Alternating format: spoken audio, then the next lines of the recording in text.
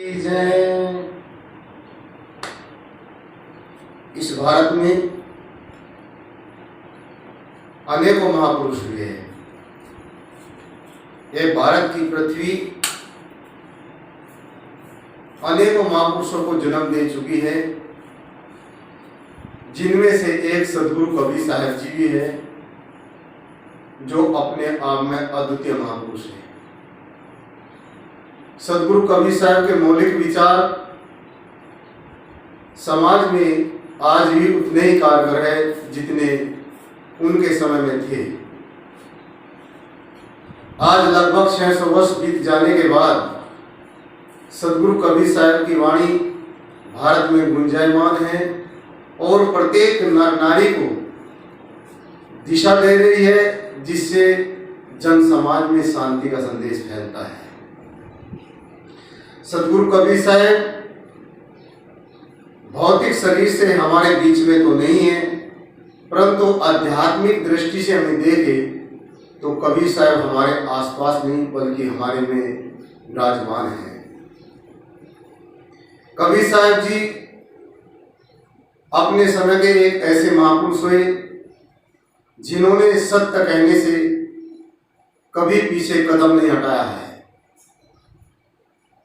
कबीर साहब की दृष्टि में समस्त मानव समाज केवल एक मनुष्य के रूप में है। एक ऐसे विचारक, एक ऐसे महापुरुष जो मनुष्य को मनुष्य की परिभाषा में लाना चाहते थे। इस पृथ्वी पर जिन अनेकों महापुरुषों के हम जिक्र करते हैं, चाहे वह ईसा हो, मूसा हो, हजरत मोहम्मद हो अथवा राम और कृष्ण इत्यादि महापुरुष आए हो, परंतु कबीर साहब का संदेश अद्वितीय संदेश है।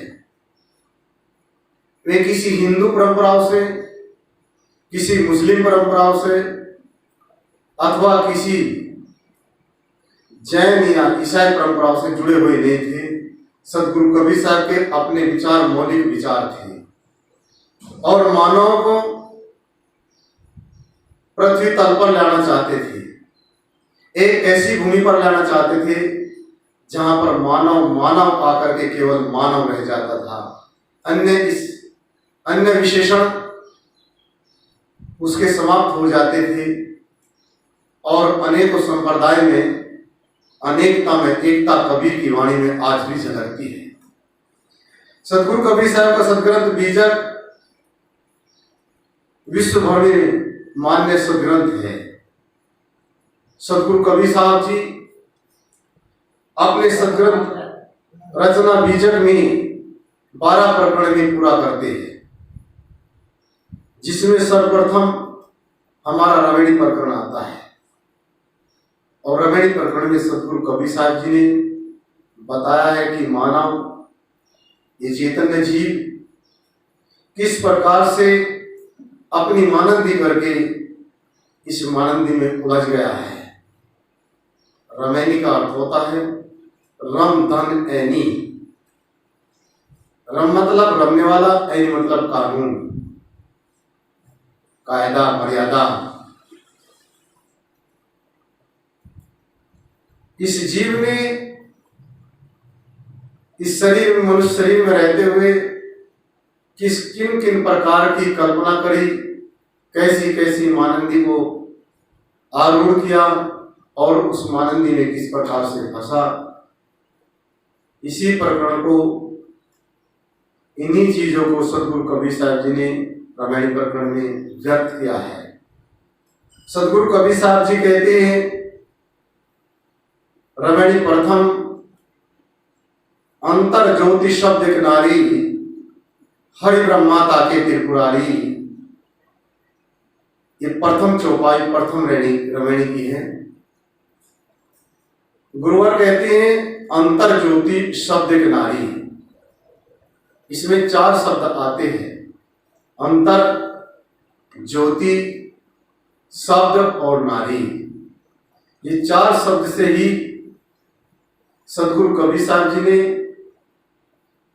इस जीव को किस प्रकार से चार खानियों में जाता है और किस प्रकार से मनुष्य खानी जाल और वाणी जाल, जो सदगुरु कबीर साहब के मौलिक शब्द है, जिसमें इस पूरे संसार को समेटते हैं। सदगुरु कबीर साहब जी ने अपने बौद्धिक क्षमता और विचार से निर्णय किया कि इस पृथ्वी पर केवल मनुष्य को फंसाने के लिए, मनुष्य को बंधन में डालने के लिए दो ही जाल है। एक वह जाल है जिसे हम खानी जाल कहते हैं या वासना का जाल कहते हैं, जिस जाल में समस्त नर नारी जो अपने जीवन में वासनाओं से बंधे हैं, कामनाओं से बंधे हैं, इच्छाओं से बंधे हैं, चाहनाओं से बंधे हैं, उसे खानी जाल से सदगुरु कबीर साहब जी प्रदर्शित करते हैं। और इस खानी जाल का दुख, खाली जाल के कष्ट, खानी जाल की समस्याएं, खानी जाल का पीड़ा को लेकर के मनुष्य को जब कुछ आगे सोच समझ ठीक से नहीं रह पाती, निर्णय ठीक नहीं कर पाता, तो इसी खानी जाल के दुख से वाणी जाल की उत्पत्ति करता है। यह मानव का मानसिक विचार है, जिससे इस संसार से छूटने के लिए, संसार के दुख से छूटने के लिए मनुष्य भरसक प्रयास करता है और अपने ऊपर, इस चेतन जीवात्मा के ऊपर कोई दिव्य रूप में परमात्मा मानता है, कोई ईश्वर, इस सृष्टि का नियता, इसका चलाने वाला, बनाने वाला, सृजता मान करके उस मानंदी भ्रम कल्पना में जी पड़ता है। इन्हीं को सदगुरु कबीर साहब ने खानी जाल और वाणी जाल के नाम से संबोधन में दिया है। सदगुरु कबीर साहब जी इस पहली चौपाई के माध्यम से जो भारत में मान्यताएं रखते हैं कि भारत में चार प्रकार के और तीन प्रकार के देवता मानते हैं। सर्वप्रथम ब्रह्मा, विष्णु और महेश। ऐसा पौराणिकों के अनुसार आता है कि ब्रह्मा के द्वारा सृष्टि की रचना होती है, विष्णु के द्वारा पालन होता है और महादेव के द्वारा सृष्टि का संहार होता है। और यह क्रम हमेशा इसी प्रकार से चलता रहता है। उन्हीं की चर्चाओं को सर्वप्रथम सदगुरु कबीर साहब जी ने इस चौपाई में रखा है। साहब कहते अंतर ज्योति शब्द एक नारी। अंतर के भीतर में ज्योति के ये प्रकाश, शब्द के ये आवाज, एक के ये जीव। इस जीव ने अपनी कल्पना से, अपने भीतर में अपने से परे कोई ईश्वर परमात्मा स्वरूप, ज्योति स्वरूप परमात्मा मान करके उसके बंधन में पड़ा है और उस ज्योति स्वरूप परमात्मा को ही अपना आधार मानता है। इसलिए साहब ने कहा कि अंतर ज्योति। अंतर में जो ज्योति स्वरूप परमात्मा माना है वह केवल जीव की मानंदी है। यह शब्द स्वरूपी परमात्मा को माना है वह इस जीव मनुष्य की कल्पना है। एक नारी के ये अज्ञानवश, एक जीव ये अज्ञानता के कारण, अपने स्वरूप का ठीक न बोध होने के कारण, अपने भीतर का जो चेतन तत्व उसको न जानने के कारण अपने से परे को ज्योति स्वरूप परमात्मा या शब्द स्वरूपी परमात्मा मान करके भूला है। और ये जीव ही नहीं, अनादिकाल से जीव, अनेकों जीव भूलते हुए आए हैं। अंतर ज्योति शब्द के नारी हरि ब्रह्मा ताके दिल पुरानी। साहब कहते हैं सामान्य मनुष्य नहीं, जिन्हें हमारे पौराणिक लोग हमारे भारतवासी लोग, जिनको ब्रह्मा विष्णु महेश आदि कहते हैं, ये लोग भी मानंदी और भरपूर कल्पना में कोई एक परमात्मा मान करके ये लोग भी भूले थे।